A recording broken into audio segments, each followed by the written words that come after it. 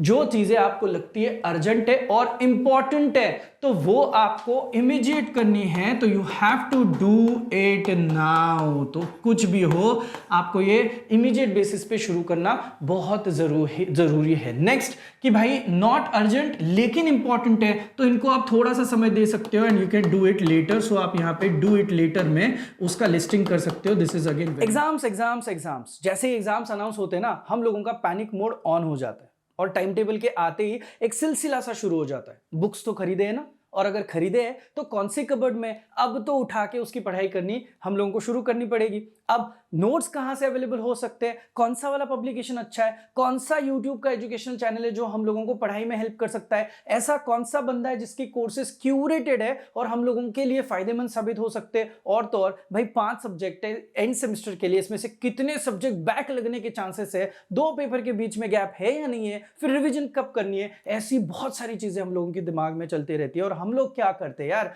हम लोग अपने ही दोस्तों को पूछते भाई बता ना यार पढ़ाई कैसे करो, या फिर जिनको भी पूछते वो मस्त पेन पेपर लेके आते और आपको बताते भाई सुबह 5 बजे उठ, 5 से 6 ये कर, 6 से 7 ये कर, 7 से 9 ये कर। मेरे भाई हम लोगों को प्रैक्टिकली सोचना पड़ेगा। अभी एंड सेमेस्टर के एग्जाम्स का प्लान करते हुए बहुत सारी ऐसी प्रैक्टिकल चीजें जो कि हम लोग मिस आउट करते हैं। ये वीडियो जरूर देखना, you'll अंडरस्टैंड कि मैं क्या बताने की कोशिश कर रहा हूं, और आप कमेंट सेक्शन में मुझे जरूर बताइएगा कि आपको मैं जो बता रहा हूं वो सारी चीजें किस तरीके से कैसे काम आ रही है। क्या आप इंजीनियरिंग कर रहे हो, यूनिवर्सिटी, कॉलेज, टीचर, सब्जेक्ट से परेशान हो यार, अभी भी बैकलॉग के डर में जी रहे हो, तो मैं हूं ना। तो हम आपके लिए लेके आ रहे हैं university wise customise courses, handwritten notes, solve previous year questions, doubt solving, live sessions और उसके साथ साथ 1-to-1 टीचर इंटरेक्शन। तो अब देर किस बात की, join our community trusted by 1,50,000 plus students and download our app now. देखिए आपको पता है, मुझे पता है, एंड सेमेस्टर की जो एग्जाम्स होती है वो कितने मार्क्स की होती है, 70 मार्क्स की होती है, और यूनिट आपको पता है 4 यूनिट होते हैं।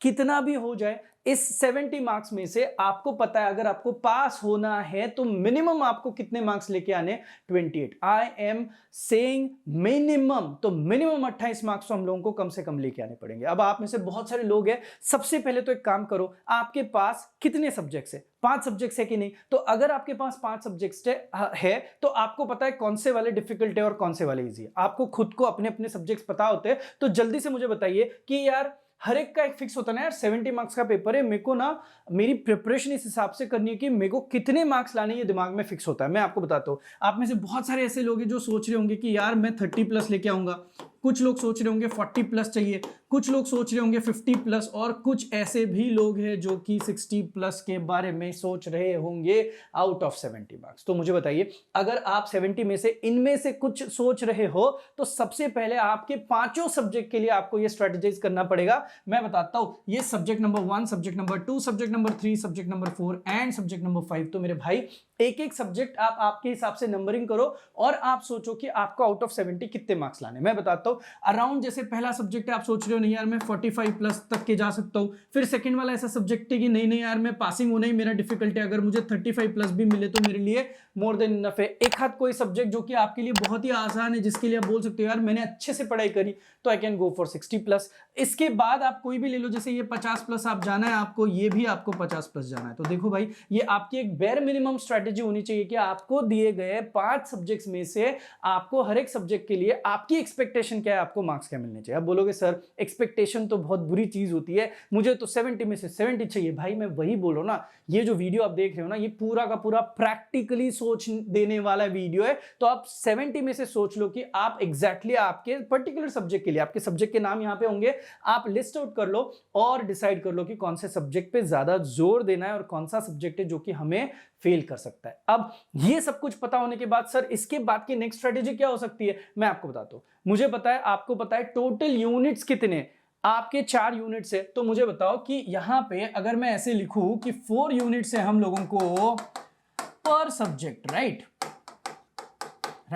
तो देखो आपको सबसे पहले तो ये एक टेबल होने के बाद दूसरा एक और टेबल है जिस पे फोकस करना है। आपके पांचों सब्जेक्ट के नेमिंग आप यहां पे लिख दो और उसके बाद आपको क्या करना है, number of units completed and number of units pending करना है। अब आप में से बहुत सारे ऐसे एक्सपर्ट्स होंगे जिनके कंप्लीटेड वाले सेक्शन में अगर आप देखोगे तो मस्त मस्त मस्त मस्त और मस्त से जीरो आएंगे। आई नो इट मेरे भाई, इतने भी बुरे आप शायद हो क्या, इतने बुरे नहीं ना। अगर आप इतने भी बुरे हो तो भी चलेगा अभी फिलहाल, क्योंकि रियलाइज होना बहुत जरूरी है कि आप सच में कहां तक आ चुके हो। तो देखो कुछ लोग आप में से जिन लोगों ने पढ़ाई करी है या फिर जो लोग सच्ची में पढ़ाई के मोड में ऑन है अभी, उनके लिए मैं बता सकता हूं कि शायद सपोज सब्जेक्ट नंबर 1 ले रहे हो, आपका सिर्फ एक यूनिट कंप्लीटेड है, फिर पेंडिंग में ऑफकोर्स कितने आएंगे आपके, 3 आएंगे। उसके बाद ये आपका सेकंड सब्जेक्ट है जिसका शायद से आपका 2 यूनिट हो चुका है, तो 2 यूनिट यहाँ पे पेंडिंग आए।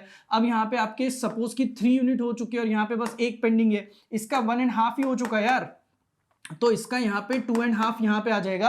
और इसका अगर देखो तो कुछ भी नहीं हुआ है और मुझे यहाँ पे क्या करना पड़ेगा, 4 यूनिट पेंडिंग है। तो इस हिसाब से देखोगे तो कंप्लीटेड वाला सेक्शन आपके पास यहां पे रहेगा और पेंडिंग वाला सेक्शन यहां पे रहेगा। एक और डाउट आपके दिमाग में आ सकता है जो मुझे पता है क्या है, कि सर ये जो कंप्लीटेड बोल रहे हो ये सब्जेक्टिव तो नहीं है, मतलब मुझे लग रहा है कंप्लीटेड, लेकिन क्या ये सच में कंप्लीटेड है? तो ये कहां से पता पड़ेगा? बस भाई 3 चीजें हैं, मैं वापस आपको बता रहा हूं। आपको करने हैं प्रीवियस ईयर्स के यूनिवर्सिटी आस्क्ड क्वेश्चंस। अब आप बोलोगे सिलेबस नया है, तो मैं ये पहले भी कह चुका हूं कि भाई आपके सिलेबस का पार्ट ऑलरेडी 2015 2012 पैटर्न में कहीं ना कहीं जरूर होगा, तो वहां से आपको प्रीवियस ईयर्स क्वेश्चंस को टैकल करते आना चाहिए। इंपॉर्टेंट टॉपिक इमीडिएटली समझ में आ जाते हैं। अब सर पीवाईक्यू में अगर मुझे ज्यादा मजा नहीं आया तो ऑप्शन दे दो ना, मैं आपको बताता हूं एक और ऑप्शन है जहां पे आपके पास आपको मल्टीपल लोकल ऑथर्स की बुक्स यूज करनी है। लोकल ऑथर्स,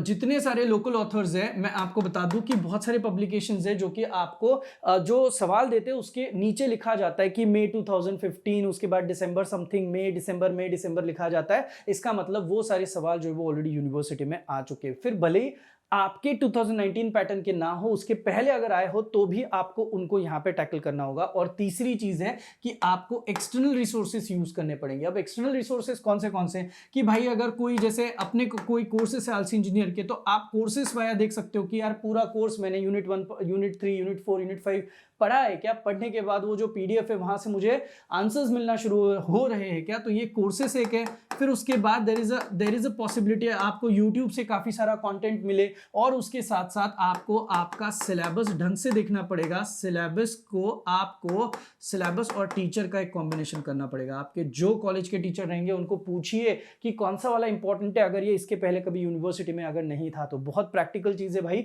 मैं बता रहा हूं, इतनी सारी बुक पढ़ के आपकी नहीं होने वाली। अगर आप सोच रहे हो कि नहीं मैं घर पे जाऊंगा अभी 3 4 5 6 इमीडिएटली हर एक यूनिट का पढ़ूंगा, तो पढ़ो, लेकिन इतना पूरा का पूरा आप नहीं पढ़ सकते हो। कहां पे क्या स्किप करना है ये आपको समझ में आना जरूरी है। अब ये कंप्लीटेड हुआ, ये आपका पेंडिंग हुआ। पेंडिंग की टोटल लिस्ट आपको यहां पे निकालनी है कि भाई मेरे अब तक इतने सारे यूनिट्स है जो कि मेरे पेंडिंग है। अब जितना भी काम आपका पेंडिंग है उस पेंडिंग काम को आपको करना है नंबर ऑफ डेज के साथ फाइट। इसका मतलब है अब आप देख लो आपकी इंडिविजुअली कितने दिन बचे हुए हैं, so number of days left के हिसाब से आप इसको कैटेगराइज करो। अब आप मुझे बताओ, अगर आपके 15 दिन बचे हुए एग्जाम्स के लिए, तो 15 दिनों में आपको ये कंप्लीटेड वाला तो थोड़ा बाजू में रखते, पेंडिंग वाली कितनी चीजें वो लिस्ट आउट करनी पड़ेगी और उनके यूनिट्स पे आपको काम करना पड़ेगा। अब आप बोलोगे सर क्या हम लोग दिन रात पढ़ाई करें? भाई अभी समय ऐसा है कि एग्जाम्स के पहले नहीं पढ़ोगे तो बैकलॉग तो आपका लगेगा ही लगेगा। तो अब दिन रात पढ़ाई करने का आपका समय आ चुका है। You have to continue doing it. Number of days left और नंबर ऑफ यूनिट्स लेफ्ट, इनका एक बढ़िया सा कॉम्बिनेशन आपको करना पड़ेगा। और ये कॉम्बिनेशन अगर वर्क हुआ ना दोस्त, तो आप यहां पे बहुत आगे जा सकते हो। बस एक छोटी सी इंस्ट्रक्शन है, पूरा सब्जेक्ट एक दिन में पूरा का पूरा 4 5 6 7 घंटे मत करो। स्प्लिट करो, रिमिक्स करो, मिक्स करो, सब्जेक्ट्स मिक्स करो। जितने आप मिक्सिंग करोगे, देखो कम से कम आपको 2 सब्जेक्ट का मिक्सिंग करना है। मैं तो हमेशा कहता हूं कि जो बंदा 5 घंटे से ज्यादा पढ़ता है उसने 3 सब्जेक्ट का मिक्सिंग करना चाहिए। जितने सब्जेक्ट्स आप मिक्स मैच करोगे ना, उतना आपके लिए बेहतर रहेगा। बिकॉज ये जो सारा सब कुछ चलता है ना भाई, ये सब कुछ आपको, आपका माइंड फ्रेश होना बहुत जरूरी है। आप जब कोई चीज रट भी रहे हो तो सिमिलर टॉपिक दिन दिन भर रट के ना आपकी हालत खराब होगी रात में जब सोने के लिए आओगे। तो इसीलिए स्प्लिट करो, थोड़ा डिफिकल्ट थोड़ा इजी, थोड़ा डिफिकल्ट थोड़ा इजी, खुद का खुद टाइम टेबल बना के इन चीजों के ऊपर आप अटैक करो। उसके बाद देखो हम लोगों को करना क्या है, उसके बाद करना है कि भाई आपका हर एक यूनिट, जैसे कि लेट्स हैव दिस, ये आपका सब्जेक्ट नंबर 1 है ना, सब्जेक्ट 2 है, दिस इज सब्जेक्ट 3 है, सब्जेक्ट 4 है, और यहाँ पे अपन ले लेंगे subject 5। If you look into this, let's say this is unit number 3, this is unit number 4, this is unit number 5 and this is unit number 6। ये आपका तीसरा और बहुत इंपॉर्टेंट वाला टेबल होने वाला है, जहां पे आप लोग देखोगे कि आपको सच्ची में इसके रिवीजन के लिए कितना समय देना है। तो आप देखो, एक इमेजिन करो, सर मेरा तो यूनिट 5 हुआ ही नहीं भाई, फिर भी यूनिट 5 जब आप खत्म करोगे तो उसके बाद आपको रिवीजन के लिए कुछ समय लगेगा ना।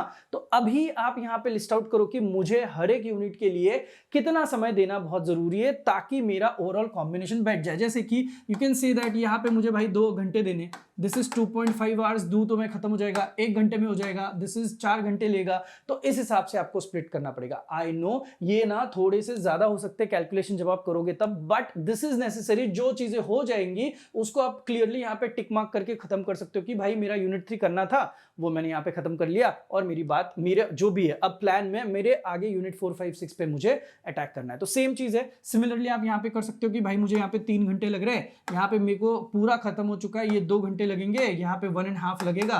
कुछ इस हिसाब से आप सॉर्ट आउट करो। हर एक सब्जेक्ट के लिए आपको हर एक यूनिट के लिए काम करना पड़ेगा, थोड़ा समय जाता है, लेकिन ये सारी चीजें आप सॉर्ट आउट कर सकते हो and you start getting your answers. अब बोलोगे सर इतना सब कुछ करने में यार सर टाइम मैनेज तो होना चाहिए ना यार। तो मैं आपको बताता हूँ, आपको अगर टाइम मैनेज करना है तो आपके लिए सबसे बढ़िया वाला मैट्रिक्स में लेके आया हूं, जिसका नाम है आइजनहॉर मैट्रिक्स। तो ये जो आइजनहॉर मैट्रिक्स है, इस मैट्रिक्स को अगर आप देखोगे तो बहुत सिंपल सा मैट्रिक्स है, लेकिन क्या तरीके से आपको हेल्प करेगा आप लोग देख के बहुत खुश हो जाओगे। मैं आपको बताता हूं कि ऐसी चीजें जो आपकी बहुत ही ज्यादा अर्जेंट है वो यहां पे लो, ऐसी चीजें जो कि आपकी इतनी ज्यादा अर्जेंट नहीं है उसको आप यहां पे लिखो। करेक्ट है? तो देखो यहां पे अर्जेंट को लिखा, यहां पे नॉट अर्जेंट को लिखा।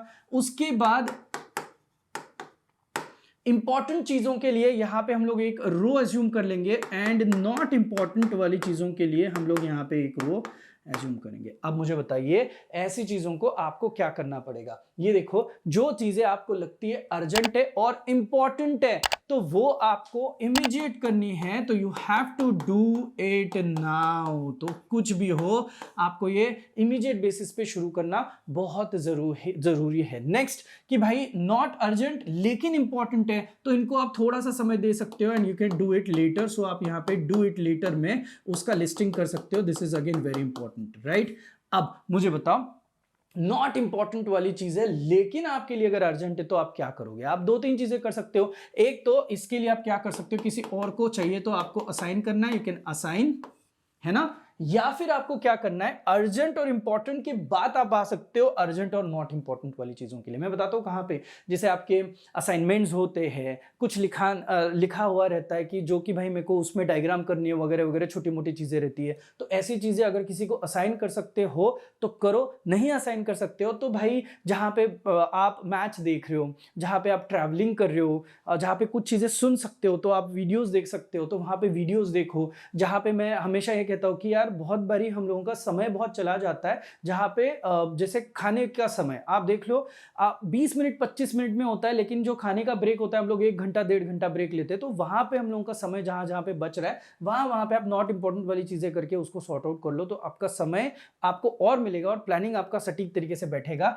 और ये जो है ये इमीडिएट बेसिस पे डिलीट करो आपके काम।